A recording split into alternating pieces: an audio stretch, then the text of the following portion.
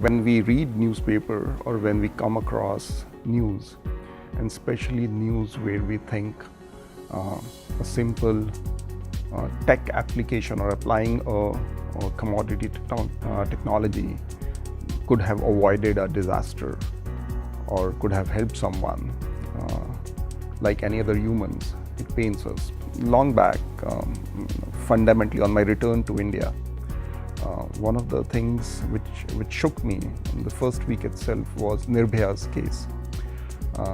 It has shaken me not for what has happened, but it has shaken me for the reasons which were related to that it could have been easily avoided.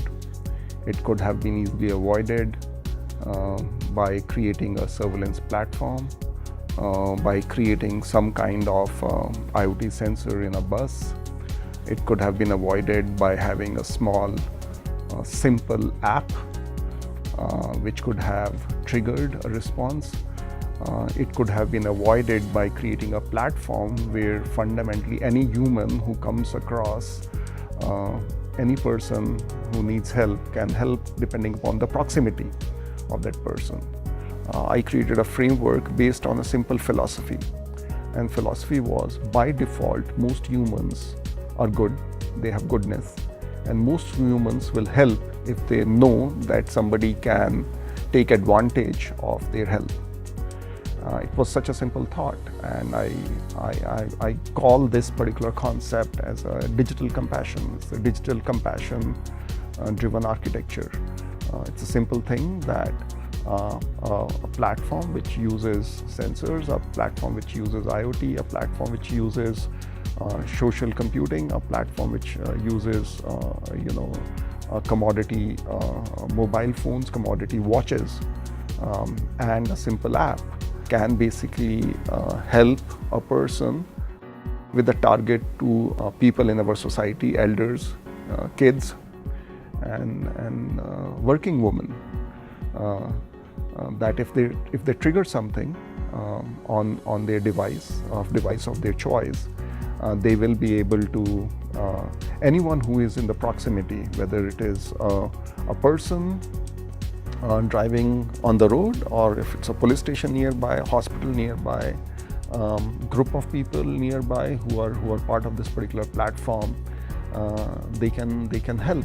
Since we are a growing organization, our fleet is growing, and people who are joining us, they are growing, and large number of our workforce are females, and most of these females work inside aircraft, cabin crew and pilots, and they start pretty early for their work, and they arrive to their destinations quite late.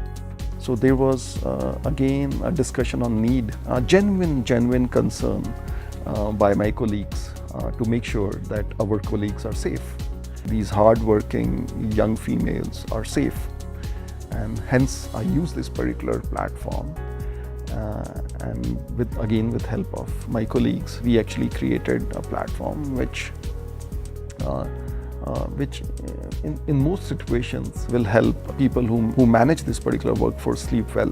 But then there are operational benefits which will come out of this. Operational benefits can be 5 rights, how to make sure that right driver with right car reaches right cabin crew at right place and drops her at right airport to catch the right flight.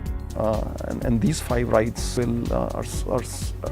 is such a simple philosophy, but it can take your operational excellence to a next level, along with this soothing piece that this code has been written with good karma in mind, mostly with heart, no greed behind it, no big buzzwords of profitability, revenue generation, and all that blah blah behind it.